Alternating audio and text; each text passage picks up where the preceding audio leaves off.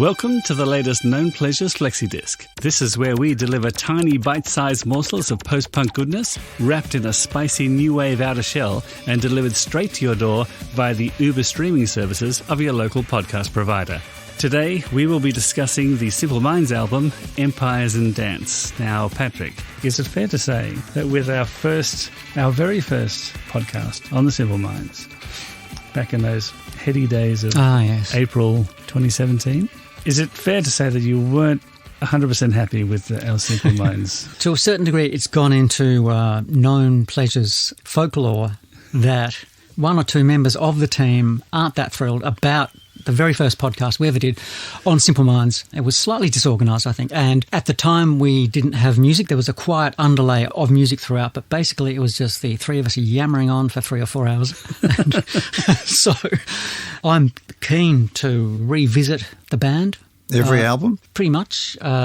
Starting with Empires and Dance. In 1980, Simple Minds were at a bit of a crossroads. They'd released 2 albums. Their label, Arista, was somewhat sceptical or disillusioned with them. The second album, Reel to Reel Cacophony, had just been kind of mystifying to them. As Derek Forbes said, the first thing they said when they heard it was, "Where are the hits? Where are the hits?"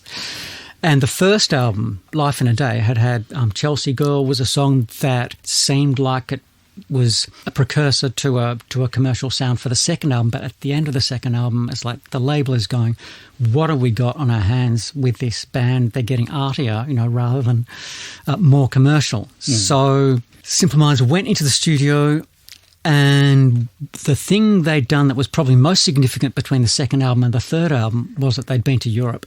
And this album reeks of continental travel. I think we can agree. Absolutely. I think Jim Kerr said it's a travelogue with spiky dance music. Yeah. Which, it is very European. Yeah, and you can see to a certain extent on Reel to Reel Cacophony the kind of Germanic krautrockish kind of influences, a bit of Kraftwerk and Bowie and so on.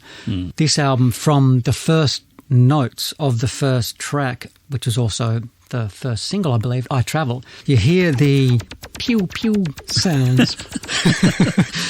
And it is not a traditional post-punk album, and from I Travel onwards, it is a real kind of roller coaster of a journey, and I have to say I absolutely love this album. Okay. When did you first hear it? At the time? I think the first Simple Minds song I ever heard was from Sons and Fascination, the following album. So I think I was surprised retrospectively to hear this album like a year or two after Sons and Fascination came out, and it just sounded so different. Because there was something, would you say, sinuous about the bass lines and the rhythm tracks and so on of Sons and Fascination. This was way more rigid and disco-ish and kind of square rhythms. Well, the first song, there's this sort of a Donna Summer element to it, the sequence running through it.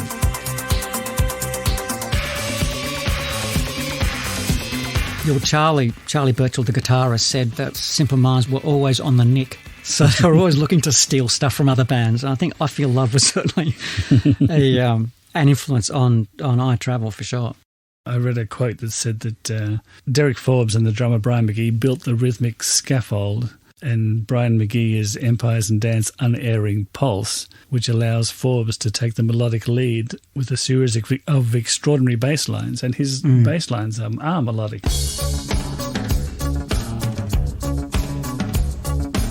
In some songs, they're the only melodic part because Jim Kerr's... sometimes he's talking the lyrics, sometimes he's just rarely melodic on this album. As you said, it's very cold and European, but I think Derek Forbes really holds a lot of these songs together. It's the repetition, I think, which is the key to it in terms of the bass playing and the rhythms in general. I mean, Derek is definitely the key there, but they are determinedly unfunky bass lines. They're quite kind of metronomic, if I can use that term.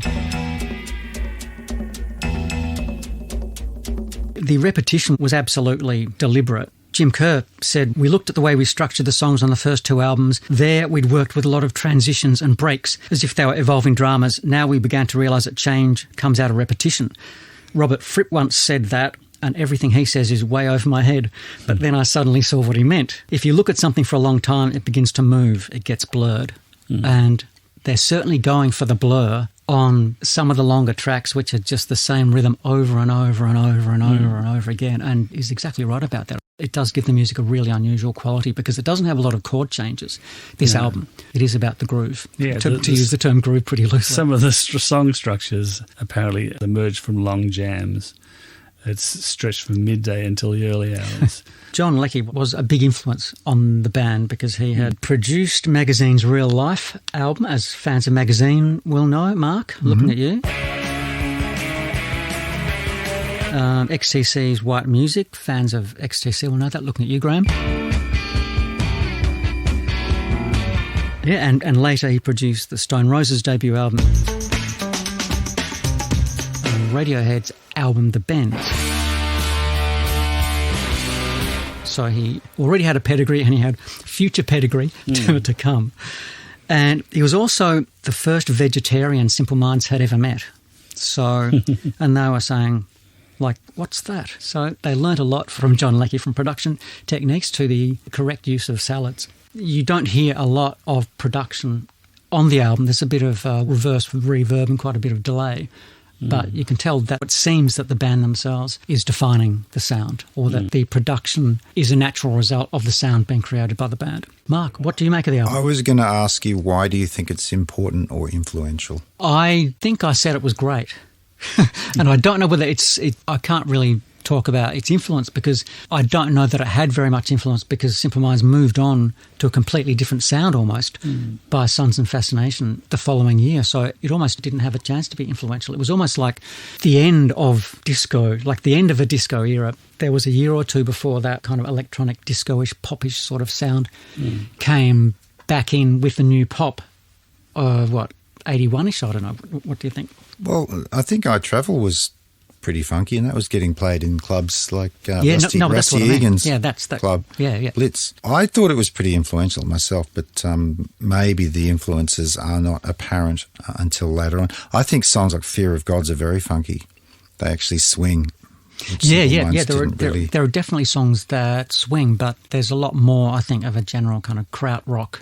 Yeah, it's definitely Derek Forbes' album to me.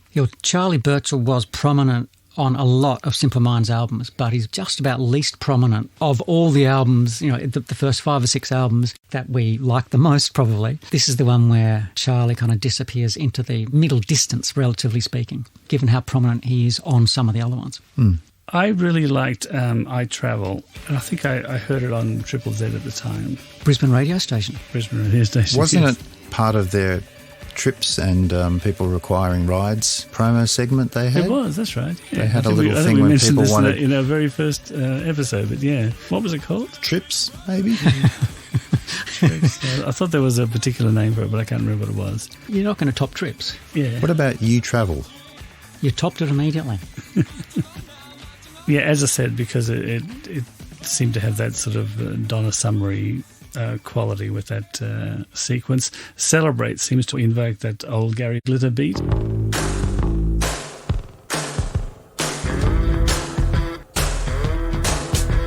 of glam there. I love Fear of Gods, which I think you can kind of hear where they're going on, or where they will be going on Sons and Fascination. There's a hint of it there.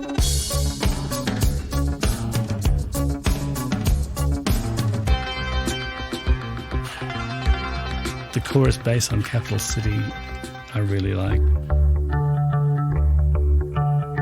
And that descending keyboard melody reminds me of Happy Birthday IBM, although they wouldn't have heard that song.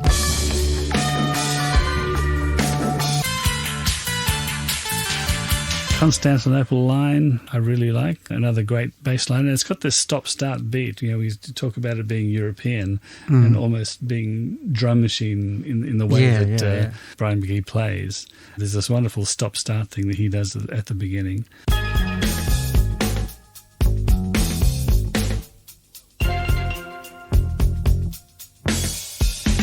Twist Run Repulsion, whilst it may be a tad pretentious, is very European. I think it's in a 6/8 time. And I read somewhere recently that Charlie Burchill plays sax. Yeah. And it's a really kind of wailing, straining saxophone. I think it sounds fantastic. Yeah.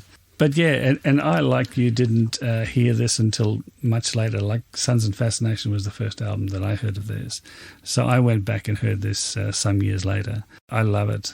I didn't really get into the first couple of Simple Minds albums, but I think on this one is where they really started to show the world how interesting they were. And they had really stretched their horizons far beyond Glasgow and you can tell from the Cyrillic alphabet letters on the cover, the backwards R and the upside down N, and song titles Constantinople and Kant Kino, which is the name of a cinema in Berlin.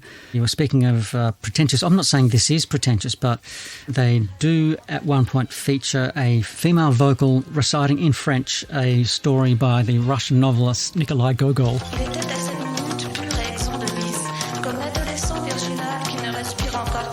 That's what I was referring to when I said they were pretentious. So it's almost like a list of, just think of like the top 3 things you could have that would define a song as pretentious. Russian novelist involved in French.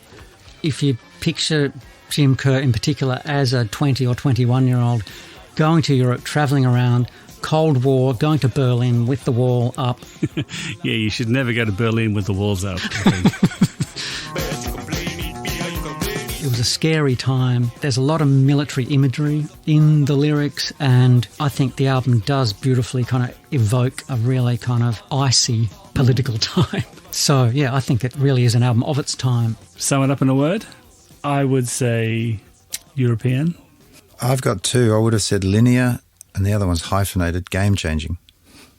So either of those. I would say icy, again, with icy just having a kind of a sharpness to it, so not quite cold, so icy, but also tense. That's with that S-A. Tense. Tense, yes, the kind of music you can go camping in.